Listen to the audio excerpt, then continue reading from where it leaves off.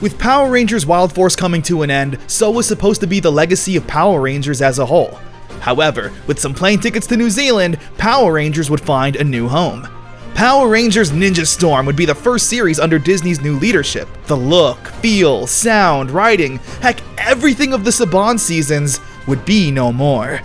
Ninpu Sentai Hurricaneger is the 26th season of Super Sentai, following a group of young ninjas training in a ninja school and becoming heroes along the way. Once again, another solid premise that would work great for Power Rangers. So, that's exactly what we seem to have in store for here. This video is also a special case for me in particular, because this is the first season of Power Rangers I never watched as a kid. I'm going into this never seeing a single episode beforehand, so I'm excited to see a new season of Power Rangers with a completely fresh set of eyes. How will the Disney era of the franchise kick off? Well, let's find out. Episode 1, Prelude to a Storm. We get a quick introduction of our characters. There's Tori the surfer, Shane the skateboarder, and Dustin the dirt biker. That's pretty much their personalities so far. Dude bros who love shredding. They all need to leave their activities to make it to class. On the way there, they literally just spell out their characters. And I do mean literally. It's like, Tori, you're the logical one. Dustin, you're the silly one. Then there's the risk taker. That would of course be me. Their class is in the middle of the woods for some reason. Just then though, they get jumped by ninjas. And, surprise surprise, the three teens are also ninjas in training. They try to fight off the ninjas all while doing some cool tricks, but inevitably they're completely outclassed. The sensei shows up and is disappointed in them, since they've been training for a year but haven't fully committed to the ninja lifestyle, wanting to do their extracurricular activities. Also, there's his son, Cameron. The next day, the Rangers are trying to be on time and make it to class. However, they see a broken down car and stop to help. Meanwhile, at the Wind Ninja Academy, an evil army invades and attacks everyone. This is Lothor, a lucha wrestler, I guess, along with his generals, who I can't remember, and the foot soldiers, known as Kelzacs. They completely wipe out the academy, and when the three teens show up, they're clearly too late. They find Cameron under some rubble, and he leads them underground to the academy's secret lair. Cameron reveals that the sensei has been transformed into a CGI guinea pig because his energy collided with Lothor's and, yeah, it turned him into a guinea pig. With the universe now in danger and the Wind Academy ninjas all being injured, it's up to Shane, Tori, and Dustin to protect the universe. To continue the grand lineage of Power Rangers before them, they're given their Wind Morphers and... Yes, see, I knew it! Power Rangers are real! Alright, we gotta stop here. This is stupid. Now, I'm willing to bet, initially, Disney wanted to create a new timeline of Power Rangers. That way they wouldn't need to follow any of the past lore. However, come the next season of Dino Thunder, it's pretty clear Ninja Storm takes place within the universe and timeline we all know. And I really wouldn't care that much, but they drive that point home earlier in this episode too. Anyway, with the Rangers now in possession of their morphers... So, what exactly does this thing do? Where's the switch? Does it have any games or what? Oh, good God. Ladies and gentlemen, the defenders of the galaxy. So the Rangers track down Lothor and his goons and confront him. Where now... Ninja Storm! Ranger. What is it again? Ninja Storm Ranger form. Oh my God, we already did this bit. So Dustin, being the Power Rangers nerd, says, Ninja Storm Ranger form, and transforms, with Shane and Tori following right behind him. The morphing sequence isn't anything special, just a quick tornado and the suits appearing. However, I gotta say, I love these suits. The bodies are pretty simple. The gray sleeves and legs have a cool mesh pattern not seen before, and I love the swords on their backs. The helmets are really what sell it for me. I don't know, this design just screams Power Rangers. So they use their new abilities to wipe out the Kelzacs, including a paraglider and megaphone. They then combine their weapons to create the Storm Striker. Storm Striker! Yeah, despite not knowing how to morph 2 minutes ago. They defeat the grunts and their sensei tells them that their work has just begun. And the episode literally ends 2 seconds later. Prelude to a Storm is honestly not my favorite. There's a lot of faffing around and things I personally dislike. I always think that the first morph should be something special, given some grandeur, right? Pulling the Quasar Sabers out of the stone and letting its power take over, fearlessly revealing your identity and standing in front of the citizens to declare you're here to fight and protect the city.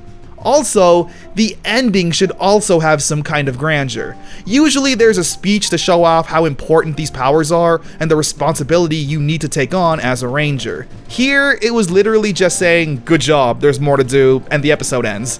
I'm not going to be too critical right now considering it's only episode 1. It's also important to note that Disney wanted to try and capture the young teen demographic with Power Rangers, as opposed to the little kid demographic. It's why the characters are more cool and quippy. I'll dive into this more as we get further into the season, but for now, I'm not a big fan of the dude, heck yeah, let's shred characters. It's why I can't really analyze the Rangers right now. They're all literally the same. But it is cool to have our first male Yellow Ranger and female Blue Ranger. No, I'm not counting the Alien Rangers. It's also the first season to have 3 main Rangers as opposed to 5.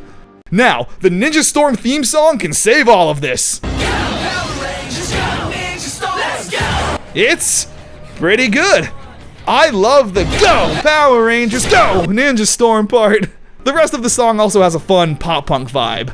There you go, see, I said something nice. Again, all of these critiques are just based off of 1 episode, so we should continue before I really judge much further. Oh wait! Power Rangers Hexagon! How could I forget? I'm sorry, bear with me. So, the original pitch for Ninja Storm was made by Amit Bhawmik, the head guy in charge of Forever Red. Apparently, he wanted the plot for Ninja Storm to have Tommy leading some kind of Power Rangers organization named Hexagon that would be in charge of protecting the world. There were supposed to be loads of cameo Rangers being mainstays, taking on the forces of evil of Prince Gasket, Archerina, Scorpina, and Lokar. Yeah, it's a real who cares of villains. Was the Pudgy Pig too busy? The balance of power was supposed to be very much in the Rangers' favor, so much so that these villains were just nothing, a pushover. So where does the interest come from? A big plot of the season would actually be opposing Ranger forces. Yeah, like Marvel Civil War. Rangers who don't want to be under the surveillance and control of a government force, and creating a resistance to fight the Hexagon. And the Wind Rangers would need to figure out which side they'd want to be on. Obviously, this is super fanservice-y and feels like a fanfiction. It probably would have also cost a lot of money since this would all need to be original footage. Anyway, enough rambling. Let's continue on with Ninja Storm. Episode 2, There's No I in Team. We see the Rangers handcuffed together and struggling to fight off the Kelzaks. You see, they're not in sync. Their teamwork is off. It turns out this was all a simulation that they obviously failed. Tori and Dustin want to try again tomorrow, but Shane is against it, saying they need to fix their problems now. If you think you can do a better job by yourself, then just go for it, man. Maybe I will. Meanwhile, on Lothor's ship, his nieces, Mara and Capri, are arguing. That was just an excuse to say their name. They're obviously immature and annoying. Think Diva Talks, but 2 of them. They send down a monster to ambush Shane, who stubbornly fights back by himself. This choreography is really good, I'm impressed. He morphs and fights the monster, until realizing he's outskilled and needs his friends. Tori and Dustin show up, and together they all whoop the monster. Lothor makes it grow big, however. Luckily, Cam has a little trick up his sleeve. He summons the Lion, Hawk, and Dolphin Zords for the Rangers. Together, they form the Storm Megazord and destroy the monster once and for all. I like the Storm Megazord. Simple, but effective. The episode ends with Lothor revealing 2 Power Rangers that will serve him. Beauty and the Beach. Tori's upset that she gets treated like one of the boys too much, needing to remind Shane and Dustin that she's a woman and has needs? Okay, that sounds worse than it is. Basically, this guy was wanting to hit on Tori, but Shane sent him away because he didn't think much of it. I kinda like that. Usually we get stories of the girl ranger needing to prove she's not just a girly girl, or a tomboy needing to fit in and be more feminine. But here, we get a tomboy who wants to be treated more like a girl. It's interesting. She gets invited to be on a dating show, but it was a trap by Mara and Capri. The monster clones Tori and traps the real one inside an evil camera. Tori then uses her ninja powers to break free, and the 2 Tories get into a fight. Oh yeah, I forgot to mention, but the Rangers have what's known as civilian powers, where even without their suits, they can still do abilities. I'm willing to let it slide here since it's technically weak-ass ninja abilities like shooting water. They defeat the monster and the day is saved. The episode ending, again, with a threat of 2 new Power Rangers looming over. Looming Thunder. These 2 new dirt bikers show up to town and befriend Dustin, Hunter in the red and Blake in blue. Hunter is rude and brooding, while Blake is there. Later that day, Cam shows off the new Tsunami Cycles. Yeah, doesn't this look cool? You will buy this! Meanwhile, Dustin's been hanging out with Hunter and Blake a lot lately. He admires their motocross abilities, however, he's been neglecting his ninja training. which Shane takes notice of. And when Hunter and Blake think that they're alone, Shane overhears them trash-talking Dustin. He tries to tell him the truth, but Dustin is in denial. The two then try to have Dustin ride dirt bikes again to get better. However, when Ranger duty calls, Dustin shows up. He helps destroy the monster, and the Ninja Rangers are all on good terms again. Now, who could the mysterious Red and Blue Rangers be? Thunder Strangers Part 1. Cam is wanting to add upgrades to the tsunami cycles. However, he left the disc containing all the information with Dustin, who left it in his backpack, but his backpack was stolen. By who? The Evil Rangers, given the name the Thunder Rangers. The Wind Rangers get a call from Cam about a Kelzak presence in the quarry, but when they show up, they're confronted by the Thunder Rangers. All of the Rangers get into a fight, but the Thunder Rangers are clearly too powerful. Also, with the disc Cam lost, Lothor was able to give the Thunder Rangers motorcycles of their own, which they also used to win the fight. The beating is so brutal, and it's still not done. The Thunder Rangers summon their Insect Zords to create the Storm Megazord. And just take one guess what happens next. The Thunder Rangers absolutely thrash the Wind Rangers, damaging their Megazord heavily and leaving them knocked out and unconscious. It's a pretty brutal sight, honestly. Hunter and Blake then show up and grab a passerby to investigate the wreckage. Thunder Strangers Part 2. Hunter and Blake find Shane, Tori, and Dustin in the wreckage. They come to their aid, all while Blake seems to develop a crush on Tori. Meanwhile, one of Lothor's generals asks to go down and destroy the Rangers while in their weakened state, and Lothor says, "To defeat the Power Rangers, they must be in their range of force." What? I have never heard that in my entire life. I'm 95% sure you could just take out the human and grab their morpher. Heck, you wouldn't even need to do that. During the fight, the Rangers' morphers were damaged, so they take them to Cam to fix them. I like Cam. He reminds me of Billy and Zeo. While on the beach, there's some more Tori and Blake flirting. However, it gets interrupted by another monster attack. And during the fight, Blake valiantly saves Tori from a blast, being covered in these parasites that are draining his energy. With no idea what to do, she takes Blake back to Ninja Ops for Cam to use technology to save him. Later that day, Hunter thanks Tori for saving Blake, where they promise to make it up to her. That same monster then attacks the quarry. During the fight, however, the Thunder Rangers show up, but in a turn of events, attack the monster and weaken it enough for the Wind Rangers to destroy it. They walk away saying that they're even. And if you didn't pick up on it yet, after the Megazord fight, the Rangers head back to their headquarters, where Hunter and Blake have Cam hostage. Not for long though, as they say they already have what they came for. But what was it they took? My father. They took my father.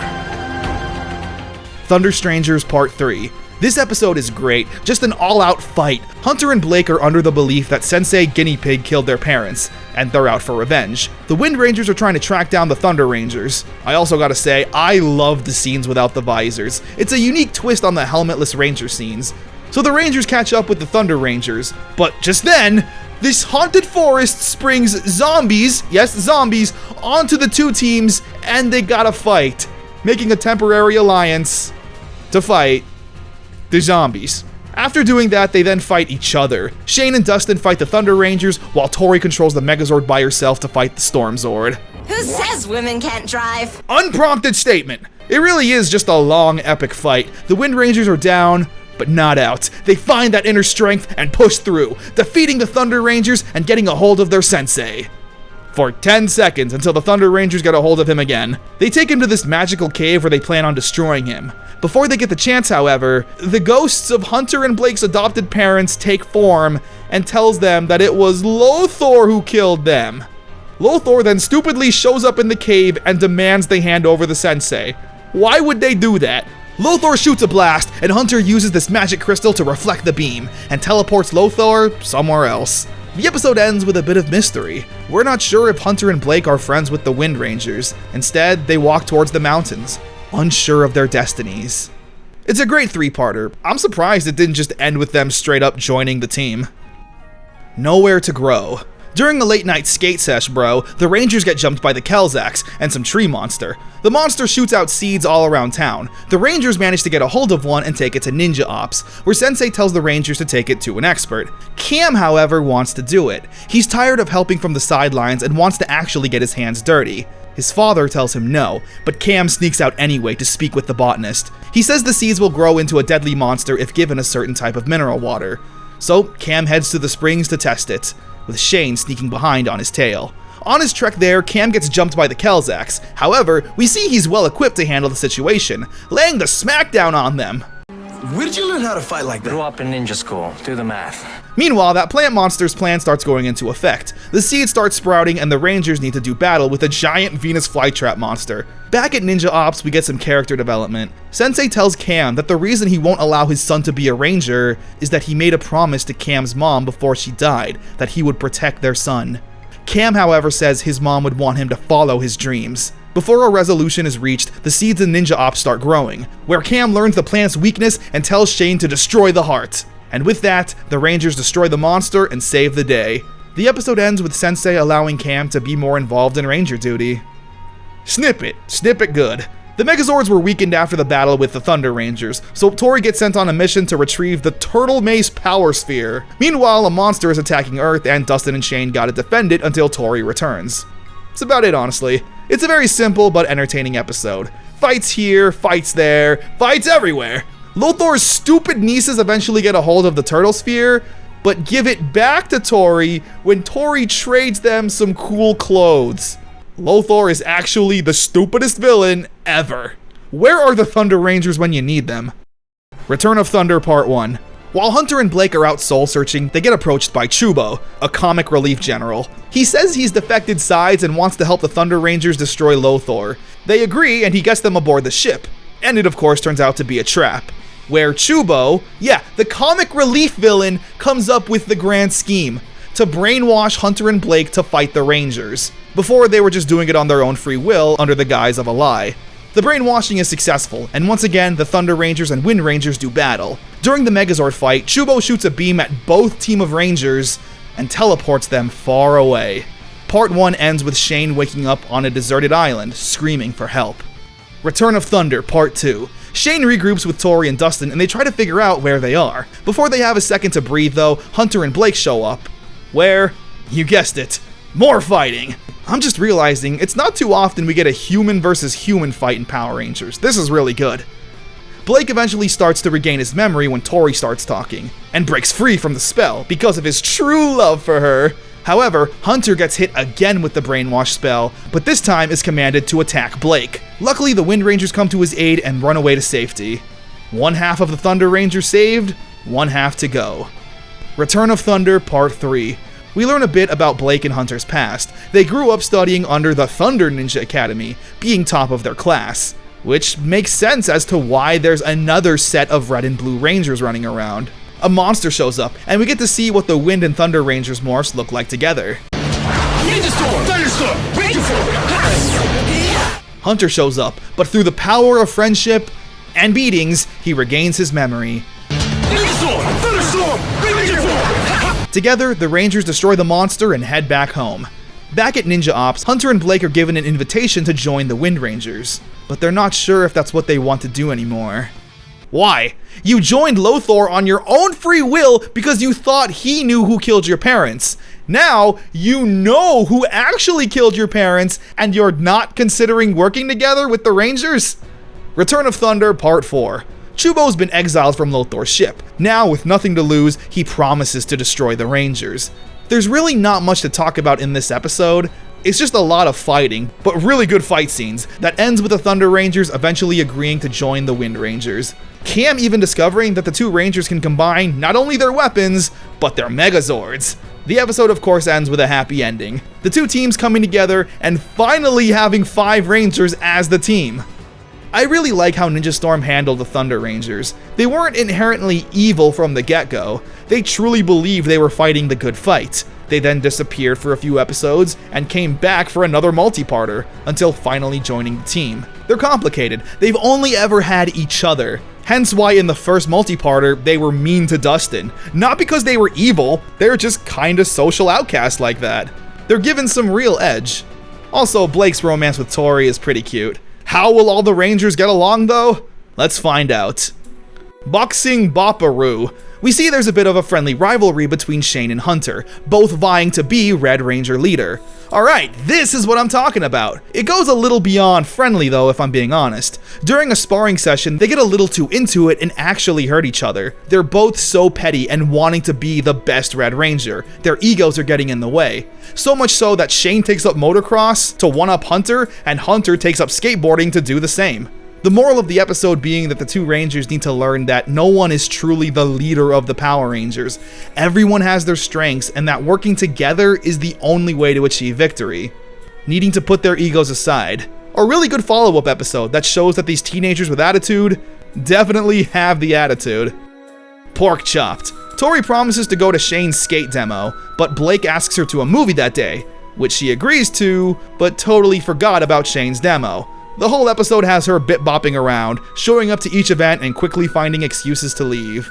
That's pretty much it, honestly. It's fun and silly. Literally, Hunter and Blake's side story has them being shrunk down and stuck in their popcorn. I love this. The Rangers are fighting for their lives, and these two are playing in a popcorn playground. The episode ends with some cute Blake and Tori moments. I should have told you guys I already had plans. I mean, I'm not so good with dates myself. What do you call this? Blory? Take? I don't know. The Samurai's Journey Part 1. The Rangers are trying to convince the sensei to let Cam join the team. Cam's feeling a bit disrespected and overlooked as a teammate and wants to prove himself. Once again showing off some cool martial arts abilities. Lothor summons a powerful alien named Madtropolis. The Rangers try to fight it, but he's too strong, using a device that manages to steal their Ranger energy. Cam manages to zap a little extra from the morphing grid, I guess, and gives the Rangers a small jolt of power. However, it's only temporary and they need a more permanent fix. Sensei believes the only power strong enough to restore the Rangers' powers lies in the past. So Cam offers to use an artifact known as the Scroll of Time to go back in time and retrieve that ancient power. He's of course on a time limit and needs to do it as quickly as possible. Part 1 ends with Cam successfully traveling back in time and being confronted by a mysterious ninja. The Samurai's Journey Part 2. Cam and the ninja of course get into a fight, with the ninja being surprised at Cam's ability, while Cam feels a certain familiarity with the ninja himself. Their sensei breaks this up and they bring Cam to the Win Ninja Academy as a recruit, where Cam then comes to the realization of who he's just encountered. I'm coming, Father. Yeah, we also finally learn his name, Kanoi, where we also learn he has a twin brother named Kia, who's a bit of an arrogant dickhead. We see one of the Academy's top students, a girl named Miko who can whoop some serious butt, and Cam immediately recognizes who she is. Mom? Man, Cam is having one heck of a day. Miko has an ancient amulet that supposedly holds a great power, and presumably is the source that Cam needs. However, Kia is trying to take it from her. Cam comes to the rescue and spends a lot of time talking with his mother. It's very sweet. Later that day though, it seems that Cam sneaks into Miko's room and steals the amulet. He gets put on trial, but denies he was the one who did it. Before the Academy casts their judgment onto Cam, Kanoi has caught the actual thief, who of course ends up being Kia. Kia decides to not hold back anymore, using his dark ninja powers for evil and setting a barrier around him and Cam, saying he wants to make an example out of the newbie. They have an impressive fight that ends with Cam victorious. Their sensei then casts his punishment onto Kia, saying he will be banished into space, so his dark arts can do no harm. Kia then rejects the Academy and even his own name. From now on, I will take the name of the ancient warrior of evil. I will be known as Lothor. No! Whoa, okay. I definitely did not see that coming. Cam even tells the sensei to just kill Lothor instead. However, he pulls some BS about believing in people changing. Good intentions, but no. This is like strangling baby Thanos. Maybe you should have just done that. Also, that's an insane plot twist. Lothor is not only the brother of the sensei, but uncle to Cam. Miko then hands Cam the ancient amulet, saying it's chosen him. And when he returns to the present, a new mysterious Green Ranger appears. Equipped with his new helicopter Zord, he single-handedly destroys Madtropolis. But uh-oh, who could this new mysterious Green Ranger be? The Samurai's Journey Part 3. That's right, Cam is the new Green Samurai Ranger. He's excited to be a real Power Ranger and officially be on the team. He's wanted this his entire life. Now, with the powers at his disposal and full support from his father, it's time. Samurai Storm, Ranger form! Ha! It's a good follow-up episode. Instead of Cam just dominating the villain like is usually done in Six Ranger tradition, Cam's overzealousness gets the better of him. He gets bit by a bug monster that slowly transforms him into an insect. Cam feels like it's his fault for being too excited, but his father tells him it could have happened to anyone, and what matters most about being a Power Ranger is pushing through adversity. So Cam does just that, and destroys the bug monster and reverses the effect. The episode ending with the Rangers giving Cam his own ninja outfit to match with theirs. And his father, despite not wanting Cam to get initially involved, ends with some nice words. It takes a powerful man to choose his own destiny. No father could be prouder of his son. The Samurai's Journey 3-parter was fantastic, probably the best 6th Ranger story. From the beginning, Cam was involved both technologically and as a sidekick, but was totally competent in handling the dirty work if need be. There's always that fear that a character ends up getting snuffed, like Billy did in Zeo. So seeing Cam actively never give up on wanting to be a Ranger, despite what his father said, and it paying off, was nice. Also, building the lore of Cam's parents and Lothor was incredible. Like, if all of this information was just told via backstory, it would feel a bit out of place and probably boring, but mixing it in with Cam's adventure was so brilliant. I'll be honest, I genuinely thought I wouldn't like Ninja Storm storytelling because of the characters, but the Disney era really does feel a bit more mature compared to the previous one.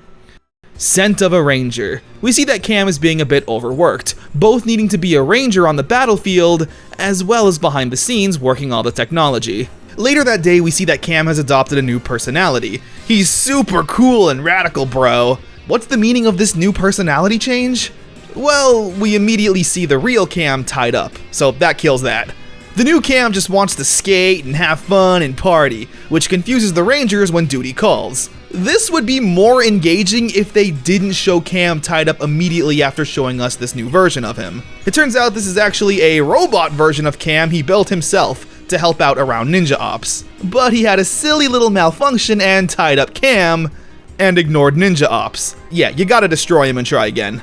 He doesn't, however, and RoboCam just apologizes, and all is forgiven, I guess.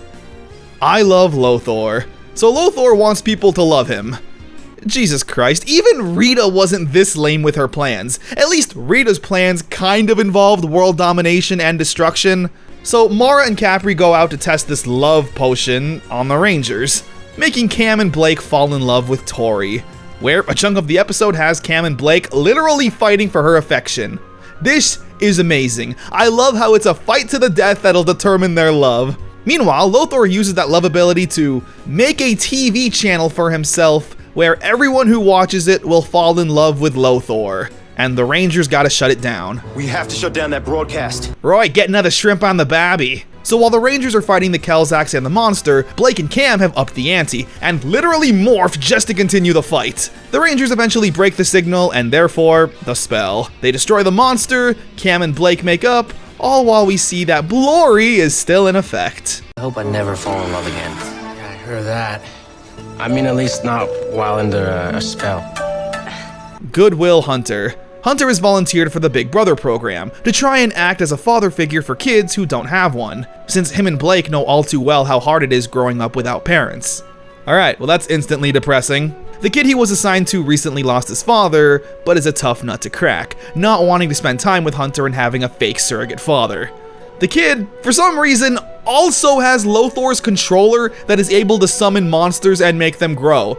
How did he get this? This is like a random kid getting a hold of Lord Zed's staff. When the Kelzacs come to attack the kid, Hunter shows up and shows off some cool martial arts, which impresses him. Slowly, they grow a bond and learn to trust each other. The Rangers destroy the monster and the day is saved.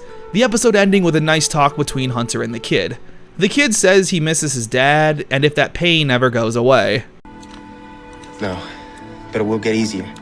I know I can't replace your dad, but if you ever feel bummed out about things and just want to talk, I'm there. All about Beevil. This random stranger notices Dustin's bike could use some upgrades and says he'll take it to the shop to work on it, where Dustin immediately trusts this random stranger, which everyone gives him guff about, saying he's too trustworthy in people. Meanwhile, Lothor gets sick of Mara's incompetence and kicks her off the ship entirely. She runs into Dustin in her civilian form and pleads for his help. Dustin, much like myself, is a total sucker for a girl who does the puppy dog eyes and cries. He sees that she's in distress and can actually relate to her, saying he feels like his team views him as a bit of an airhead too. So Dustin promises to help Mara. Her initial plan is to become a ranger, and we get this really cool image of Mara as the Pink Ranger. I love that. The real plan, though, has her giving Dustin a device that when supercharged can destroy Beevil, who's Capri's new partner. Dustin runs this by his team, but they're all incredibly skeptical, literally mentioning how Chubo had the same sob story for the Thunder Rangers and how they stupidly fell for it. Dustin, however, puts his faith in people. He's someone who's too trusting for his own good. The Rangers see his conviction and go with the plan. The next day, Beevil and the Kelzacks attack the city. The Rangers show up and fight, and when Mara sees Dustin with the device, she turns on him, showing that this was all a ruse, which genuinely breaks Dustin's heart. Hey, it's not my fault he's dumber than me. Dustin quickly goes from sad to angry that someone he thought was his friend ended up betraying him. He morphs and starts cleaning house, whooping everyone in sight and destroying Beevil single-handedly. When Mara heads back to the ship, she's praised for her brilliant betrayal, but we see that she's actually showing a bit of regret for breaking Dustin's trust. The moral of the episode seemingly being that you shouldn't blindly trust people, but the episode ends with that mechanic Dustin trusted at the beginning actually returning with his new bike upgrades. And Dustin simply saying, See, sometimes you just gotta trust people. Which, hey, I personally relate to. Just like Dustin, I want to see the best in people. Living your life thinking that everyone's out to get you is so exhausting and will constantly give you anxiety. You never know who you're gonna run into, what kind of person a stranger will end up being. But people like Dustin are the strongest kind of people. Despite getting a knife metaphorically thrown into his heart, he doesn't want to change who he is. He just wants to see the good in people. And look at Mara. Even though she betrayed Dustin, an evil being like her was still able to see the good nature that Dustin possessed, and it made her genuinely feel bad. Maybe she will actually turn good, seeing how Dustin treats her compared to Lothar. Who knows? I certainly don't. It's my first time watching this. But damn, what an amazing random episode. Sensei switcheroo. So Hunter, Blake, and Cam are all bonding over their daddy issues. Cam especially starting to feel the effect of his father not having a human form. He tries to use some technology to reverse the spell, but ends up putting his father's conscience in Shane's body, and Shane's in the guinea pig. There's pretty much the entire episode. The Sensei's voice and mannerisms coming out of the Rangers' bodies. Low-key though, this may be best for the team honestly. A ninja master's brain in the body of a young athletic hero. However, they of course don't stick with that and return everyone back to normal. Tongue-in-cheek. Dustin stops some criminals from robbing the shop he works at. His boss sees the Yellow Ranger and takes it to the news, where the Yellow Ranger has now become a bit of a celebrity, which is weird because it's not like the Power Rangers are Spider-Man. They are actively out and about stopping the bad guys in broad daylight. Meanwhile, on Lothar's ship, Mara and Capri are going through some mail. And this one's from Triforia. I love that planet. All the guys are like 3 times as cute. Alright, first of all, yes, very cute reference. But secondly, the implication of Triforia implies the existence of Trey in the universe, which also implies the existence of the Gold Ranger, which implies the existence of Jason, which implies the existence of the OG Mighty Morphin team, and every team of Power Rangers to exist in the previous lore. So yeah, episode 1, saying the Power Rangers don't exist, is still stupid. Anyway, the rest of the episode is weird. The implication is that Dustin starts to getting a big head from all the fame, but he's really not. For example, Shane is trying to land a trick in front of these magazine people and wants them to see it. So when the Kelzacks attack, Dustin sneaks off on his own to take care of it. However, it eventually attracts the attention of everyone at the park, where Shane then scolds Dustin for not calling him to help.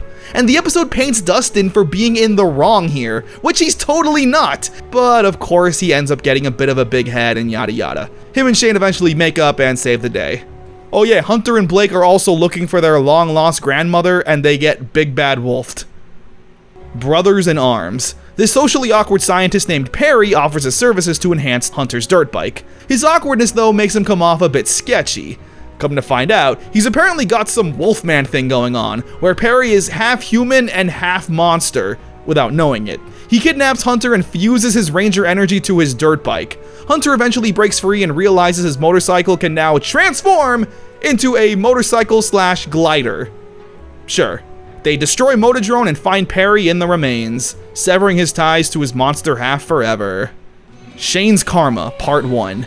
Shane's been having these dreams of when he was a kid. He saved this ball of light from the forest, but immediately got hunted down by a dark energy ball. It's also Tori's birthday, woohoo! To celebrate, the Rangers all go out to the beach and party. However, Shane has a gut feeling he needs to go to the woods and see what his dreams are saying. Shane goes to the forest but gets confronted by a bounty hunter named Vexicus. He's about to attack Shane, but he gets saved by a mysterious woman. We'll learn that her name is Skyla. It turns out she's an alien that Vexicus is hunting down, where Shane promises to protect her and get her back home. 'Cause he likes her. Meanwhile, Lothar is wanting to hunt down Vexicus since they apparently have a rivalry. He attacks the town and the Rangers need to do battle. They try to contact Shane, but due to technical interference with Vexicus, they can't reach him. Shane and Skyla are getting close really fast. However, Vexicus shows up and grabs Skyla, taking her back to his ship. Shane's Karma Part 2. Shane catches up to Vexicus and gives him a nice kick, valiantly fighting him one-on-one. However, Shane is overpowered. Skyla then says that she knows that Shane's a Power Ranger and he should just morph already. Ninja Storm! Ranger Form! Power! They fight and Vexicus retreats. Skyla is feeling weak, not being long for this world much longer. However, it's here where we learn why she was even on Earth and why she's being hunted. She possesses a great power that she wishes to bestow onto Shane. Why? Because she was the ball of light he rescued when he was a child. She says it's her destiny to pass away and leave her powers behind with someone worthy. So she does just that, leaving Shane not only a bit heartbroken, but with new power. When Vexicus returns, he wants that power, but Shane obviously refuses, activating his Battleizer armor, yeah!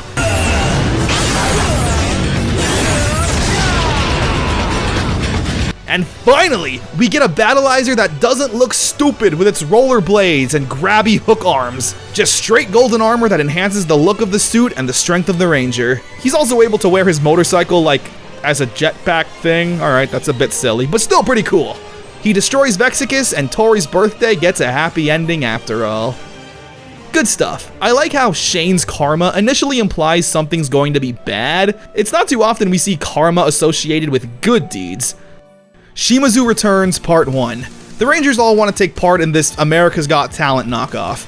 Everyone except Cam, who actually wants to do some Ranger work. Sensei tells him to go to the museum and retrieve a box. It contains an ancient power that will help the Rangers in a desperate situation. While at the museum, he gets ambushed by Mara and Capri, which I'm just realizing her name is actually pronounced Capri. My bad. During the fight, they awaken the ancient warrior named Shimazu, who's incredibly powerful. Luckily, Cam is able to get away with the box. Shimazu teams up with Lothar, and he attacks Earth with 3 of his powerful generals, known as Wolf Blades. The rest of the episode is a really good fight sequence between the Rangers and the evil forces. Which, hey, you won't see me complaining. Shimazu Returns Part 2. After defeating the Wolf Blades, they grow giants, and when the Rangers summon the Megazords, they're not strong enough to destroy the Wolf Blades. So, the Rangers retreat. Lothar also summoning the monsters back to his ship. So, what do the Rangers do in a desperate situation like this? Go back to practicing their stupid talents for the stupid TV show. What? Cam is the only one hard at work, cause he's the GOAT. He opens up the box and sees it contains the ability to boost the Rangers' powers. However, Cam needs their morphers to properly upgrade it. What's cool though is apparently they can still use the Zords unmorphed, which they need to do. It's a cool sight. Cam eventually unlocks the secret powers, which turns out to be an electric guitar, which Cam is able to shred on and summon a new Megazord, the Mammoth Zord. Yeah, so it's kind of like a play on the Dragon Dagger, but instead of a flute, it's an electric guitar. Now, they actually set this up in Part 1. The talent show seems like a pointless side plot, but Cam actually mentioned he has a secret talent he doesn't want to share with anyone, which of course turns out being that he could play the guitar. So him shredding on his new Green Ranger guitar, it makes perfect sense. With the new Zords, they destroy the Wolf Blades. The episode ends with the talent show. Okay. The Wild Wipeout. Tori overhears some guys being sexist to her, so to shove it in their face, she rides an intense wave. However, it's too intense and she bails. When she comes out though, she realizes that she's in a weird alternate dimension. One where the Kelzaks and Lothar's forces are the good guys just living life, and the Power Rangers are all evil jerks who want to cause mayhem and destruction. It's a really fun episode, honestly. Seeing Dustin as the evil mastermind of the Rangers just makes sense. They're such jerks, they literally fight Tori 5-on-1. It's insane. She goes to the mayor for help, who turns out to be Lothor. He says he's afraid of the Power Rangers and doesn't want any trouble, but after Tori says the citizens rely on him, he ponders. Tori finds the Rangers being bad again and confronts them. She tries to morph, but it doesn't work in this dimension. But it doesn't matter, because Tori, being such a badass, fights the Rangers 5-on-1 all while unmorphed. I think I'm in love with Tori. She eventually gets saved, though, by Lothor's forces. Literally, all of the generals join him and fight the Rangers. This is so fun, rooting for Lothor to beat up these obnoxious teenagers, which they're ultimately victorious in doing. Mara and Capri then tell Tori to just go back the way she came if she wants to go home. Which I guess she took as ride another dangerous wave until you crash. Which she does, and it works, returning her back home. Again, a fantastic episode. I always love these what-if scenarios. But now, we've reached a beloved Power Rangers tradition. The episodes that people often will say is the best of the season. It's time to access our wild sides once again and check out the crossover episode. A Wild Storm Part 1. This never happened. There is no crossover episode. I'm sorry for lying. You see, the reason Power Rangers even existed at this time was because Disney saw how cheap it would be to film in New Zealand as opposed to LA. So Power Rangers, already being a budget show in the Saban era, is now somehow even being cheaper than that is insane. So obviously flying out all the past actors and filming all this new original footage was probably out of Disney's budget, which was probably $20. It's not like the Disney nowadays where they're just throwing money at literally anything. So yeah, no crossover episode. Here's the best I could do for you. Blazing Line! Noble Tiger! Iron Bison! Surging Shark! Soaring Eagle! Howling Wolf! Power Rangers! Wild Boys! Power Air! Water! Power Bird! Crimson Thunder! Baby Thunder! Samurai Power! Ninja Storm! Double-edged Blake. Blake's been acting sneaky, not wanting to hang out and going off on his own. Naturally, Tori gets a little worried about this, especially since she caught Blake being dropped off by a woman. Ooh, someone's jealous. So the next day, Tori tails Blake to see what he's up to. She finds him in the forest fighting a ninja, where she jumps in to aid him. It turns out though, this was all a misunderstanding. The ninja is a woman named Leanne, a former graduate of the Thunder Ninja Academy, who's helping Blake master his Thunderstaff skills. That's pretty much everything. They destroy the monster with Blake's new Skittles, and the episode ends with Blake thanking Tori for being worried about him, and says he finds her jealousy cute. Eye of the Storm. Shane's big brother is coming to town, which puts Shane under a bit of stress. His brother is a corporate bigwig who looks down on skating. He tells Shane that while he loves him, his whole family is worried that he spends all day just skateboarding instead of, I don't know, working in an office. During an attack, Shane morphs, but right in front of his brother. His brother's pretty stoked and impressed that Shane's a Power Ranger, but this just causes more insecurities with Shane. This is the first time his brother has really shown that he's been proud, and Shane's worried that it's only because he has all these cool powers. It's a good episode. Lothor's monster is able to put its victims in a dream state where they're confronted with their greatest fears. And when Shane gets put in a trance, his fear is of course not living up to his family's expectations. However, he breaks free from it when he says he's happy and proud of who he is. Where of course the Rangers then destroy the monster. The episode ends with Shane's brother saying he's always been proud of Shane, just worried is all. It's what families tend to do. General Deception Part 1. Lothor's generals all start getting antsy, vying for who should be in control. Zurgane is the one who takes default leadership. Oh yeah, by the way, this is Zurgane. I have literally never mentioned him up until this point because he has not done anything of note. And mind you, he's been here since day one. So yeah, Zurgane gathers the generals under his control to work together and ambush the Rangers. However, Vexicus, yeah, the bounty hunter from earlier, is also there and not happy about it, planning on betraying Zurgane. The Rangers all go on a camping trip, which is the perfect time for the generals to strike, where the rest of the episode is once again another long and good fight sequence. Everyone's here, good stuff. General Deception Part 2. This entire episode is just fighting. Seriously, no real dialogue or plot furthering. I love it. Zurgane has a Megazord of his own and it does battle with the Rangers. However, of course, the Power Rangers are too strong and they destroy it. Zurgane vows revenge, but Vexicus shows up and slashes at Zurgane over and over again until he's destroyed. A gem of a day. Cam's been tracking down some radiation, and it leads him to Hunter. Hunter, though, saying it's probably Zurgane's sword that he found. However, Vexicus continually attacks Hunter specifically. Thunderstorm, what are you for? It turns out it's because Hunter is still in possession of the Gem of Souls. Yeah, remember earlier in the season when Hunter and Blake used these rocks to talk to their ghost parents? Apparently, Hunter kept a piece of the gem this whole time to try and speak with his parents. He gets chewed out for some reason, I don't know why. More importantly though, seeing the power struggle with Lothor's generals, the Rangers feel like it's time to go on the offensive. All of the Wind and Thunder ninja students are being held prisoner on Lothor's ship, so Cam decides to use the helicopter Zord to go into space and board Lothor's ship to free them. They'll need all the forces they can get to fight Lothor's army. When aboard the ship, Cam gets discovered by his uncle. The two get into a fight, but Cam is clearly overpowered, forcing him to retreat and abandon their plan. At least, for now. Vexicus is also planning on destroying Lothor to be the leader himself, even destroying Motodrone with one strike when he proves to be a problem. The episode ends with Vexicus threatening Mara and Capri to work under him.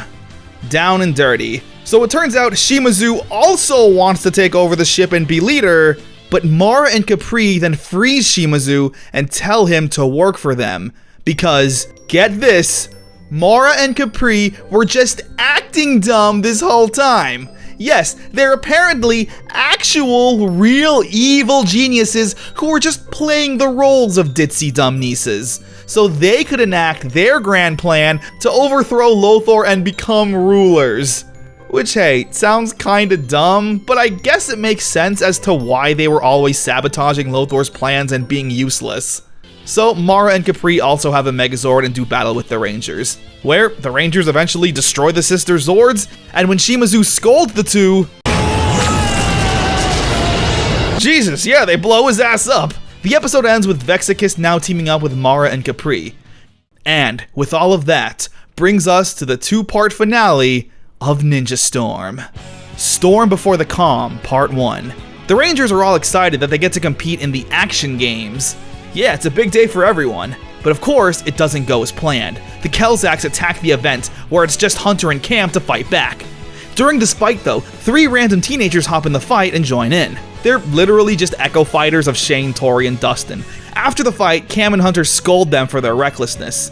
Cam's amulet then starts to freeze. It turns out it's reacting to evil. Lothor's grand plan is coming to fruition, to open up the abyss of evil onto Earth and have the souls wreak havoc on the planet. To distract the Rangers, Lothor sends down Vexicus in his giant form, and while they do battle with the Megazords, Lothor goes to ninja ops. He shoots a blast at the sensei and gets into a fight with Cam. He bravely fights back, but is no match for Lothor while unmorphed. He's going to hold Cam prisoner on his ship while also stealing his amulet. But before Lothor leaves, he destroys ninja ops. Meanwhile, the Rangers defeat Vexicus. However, he takes the Thunder Ranger Zords down with him. Part 1 comes to an end with the Rangers returning to their destroyed base, and Cam tied up on Lothor's ship. Storm Before the Calm, Part 2. It's revealed that Sensei has returned back to his normal human form, since it was Lothor's blast that turned him into a guinea pig in the first place.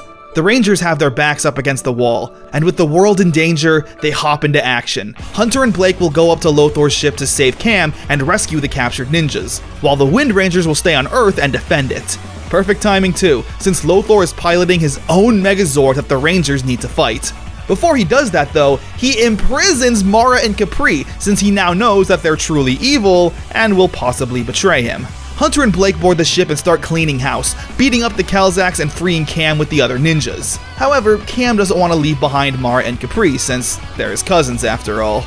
They tell the Thunder Rangers to shoot at the console, and that will destroy the ship. Meanwhile, the Wind Rangers end up sacrificing their Megazord to take down Lothor's. Right as this happens, the Abyss of Evil completely opens up, reviving every single monster that the Rangers have destroyed thus far. The Rangers are completely outnumbered, but that doesn't stop them. They take on every monster head-on in a spectacular battle. One by one, the Rangers destroy every single monster, until confronted with Lothor himself. He uses Cam's amulet to zap away the Rangers' powers entirely, being unable to morph. And even then, without hesitation, know what they have to do. All 6 Rangers take on Lothor in a fistfight head-on. Even when overpowered, the Rangers don't back down. Shane bravely proclaims that they may not be Power Rangers anymore, but they still have power. And with their ninja abilities, manage to blast Lothor into the abyss of evil, sealing him in there, hopefully forever. However, he still had Cam's amulet, the Rangers sacrificing their powers in order to seal away a greater evil. We wrap things up at the Wind Ninja Academy. Shane, Dustin, and Tori have graduated. Not only that, but they will be leading the new era of Wind Rangers, including those 3 Echo Fighters from earlier, as well as Mara and Capri. Hunter will be the new sensei at the Thunder Academy, and Blake's gonna be pursuing his motocross career. With Cam, of course, doing what he does best, keeping everyone in line. And with that, Power Rangers Ninja Storm comes to an end. The best way I could describe Ninja Storm was that it was a treat. As I mentioned earlier, I never watched this season, and that was on purpose. Growing up and seeing random clips online here and there, I never liked the theme song, the characters, nothing about it appealed to me. I thought it looked bland, so I constantly wrote it off. But now, for these videos, I figured I had to watch it, and I'm so glad I did. The writing and dialogue did feel a bit more mature. Not a lot, it's still Power Rangers, but the character work and themes all felt more appropriate for an aging fanbase. And the fight scenes went really hard. As the Saban years went on, we got less and less on more fights. So with Ninja Storm, I'm glad we got a lot of them back. I also really appreciate the lack of true filler. The finale was a 2-parter, however, the past 5 episodes before the finale all had a running plot line to follow. That, including all the multi-parters, really has Ninja Storm flying by, in a good way. The ending was also fairly low-key. Most Power Rangers finales tend to have this grand feel with total destruction, desperation, and a dash of hopelessness that the Rangers need to overcome. Here, though, it felt no different than a normal battle. The Abyss of Evil opened up, sure, but it was just a little hole in the ground that, after shooting out all the monsters, didn't do anything else. I'm not complaining though, there was a nice simplicity to the finale. I can't see this team of Rangers standing in front of the city giving a speech about the power of friendship and never giving up. No, this team just solves everything with their fists and I'm all about that. Now hey, was it a perfect season? No. One of my biggest complaints comes in the form of the background music. You see, the Disney era of Power Rangers uses a lot of stock music. Royalty-free Kevin MacLeod sounding ass music.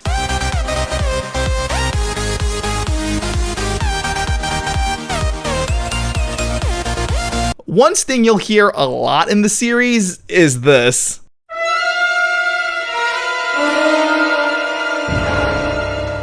Yeah, anytime anything evil happens, you get that generic sting, and it gets old. Like, it's one step above hearing dun dun dun. And they use it in everything. Like, you've heard this literally in South Park. The stock music being stock means it's also bland. The final fight with Lothor uses this music.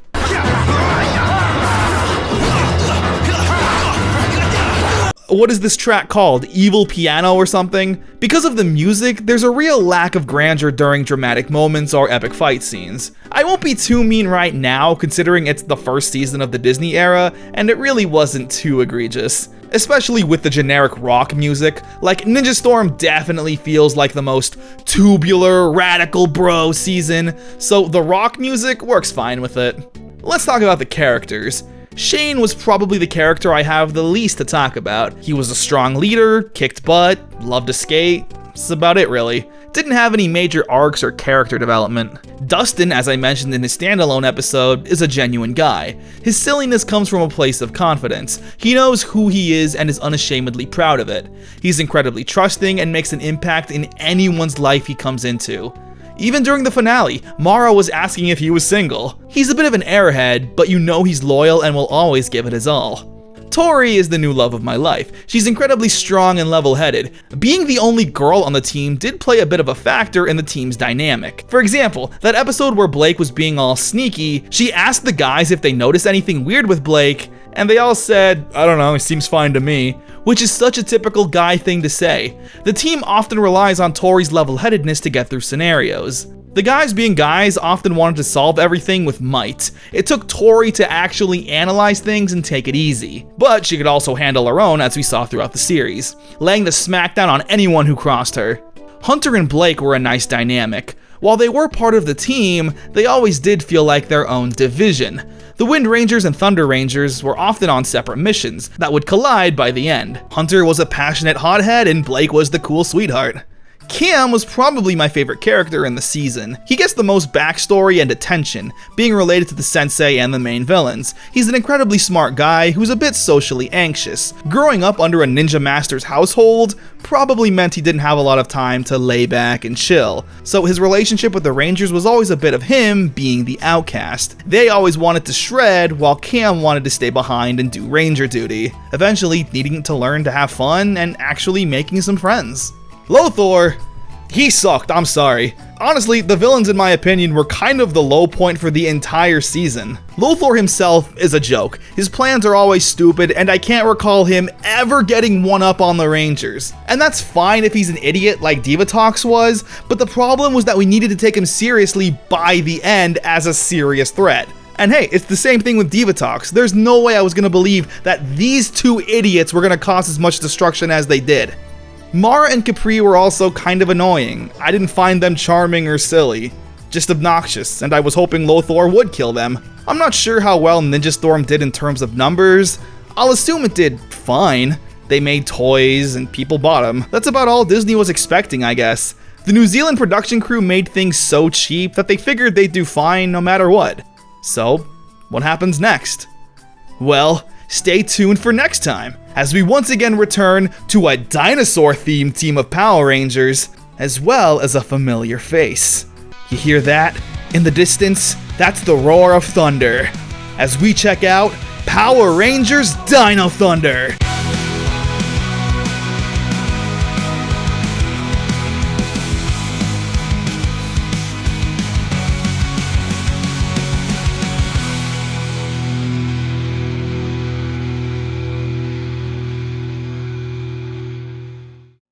Bonus video time, we got Power Force. Yeah, you know about Power Force, right? I mentioned this in my toys video, my Power Rangers toys video, but I will take any chance I get to talk about this thing. Look at this. This was a toy that I got, a big toy product I got for Christmas one year. It must have been in 2005, 2006. And look at this thing. We have the Ninja Storm mask. You can tell. We got red, blue, yellow, with blue being a boy. Sorry, I guess that's the Navy Ranger. We got the Crimson Ranger. And then we have the Pink Ranger and Tori. So one of these does not stand out, or one of these does stand out, I should say. This is insane. Nothing about this makes sense. Now check this out. This looks pretty cool. They got movable joints, right? Well, check it out. I still have these toys. Let's see what we have. Boom. The Blue Ranger, the Navy Ranger, okay? Then we got the Green Ranger that is not on this box. And then I have the Black Ranger, who's also not on this box. However, luckily we do have at least the Yellow Ranger and the Red Ranger. So, what were they selling? What were they thinking? If you're not even selling the same Rangers advertised on the box. And does something look a little off about this, right? Let's see what we got. Okay, the face looks the same. His chest logo is a little worn off. His In Space Mega Ranger belt is there. No knees. The knees don't bend, and there's no gold paint. And this thing is also, can you hear this?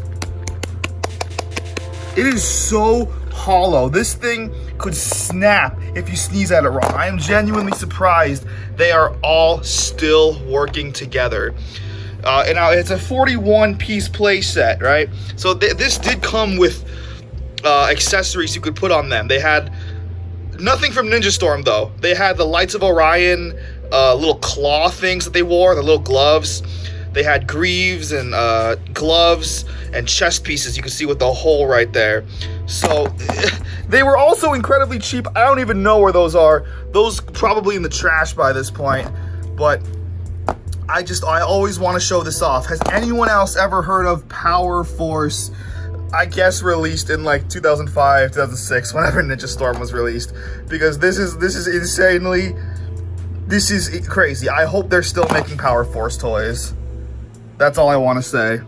Shout out Power Force. All right, if you've made it this far, then you really are a fan. I just wanted to say thank you so much for just the support that these videos have been getting this past year and a bit, really. You know, I never expected to be going in this whole journey again. You know, I did it years ago, but to go back and rewatch all the seasons now with the intention of making videos it's not something I ever thought would be possible, you know.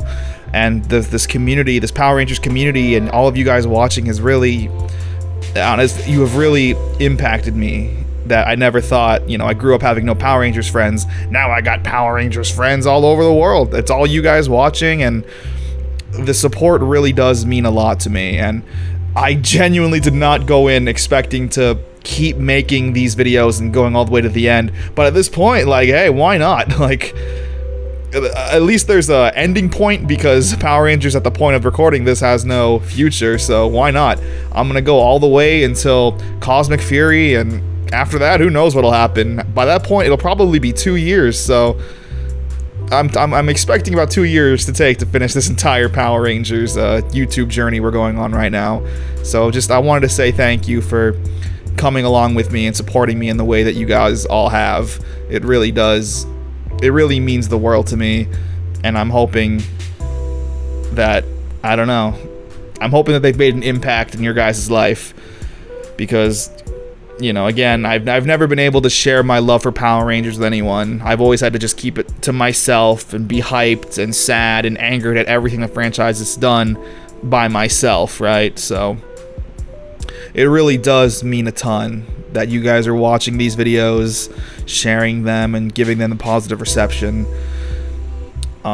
You know, I try my best with these videos, and I know this is really just a rambling session at this point, but thank you. Really, genuinely, from the bottom of my heart, thank you all so much for allowing me to make these videos. You know, it's not really a chore, I wouldn't say, but, you know, there's a little bit to it of having to actually analyze the show and instead of just blindly hyping it up or being like, I don't like this. So I don't know. I have other Power Rangers videos planned, because I feel like at this point I'm not the Power Rangers guy by any means, but there's people who want to watch my videos for Power Rangers content. So outside of these seasonal retrospective reviews, recaps, whatever you want to call them, I do plan on having some more Power Rangers videos. In what form, that's beyond me, but I'll figure it out. I'll figure something out. I always tend to. So thank you. I just thank you again. I should stop rambling, right?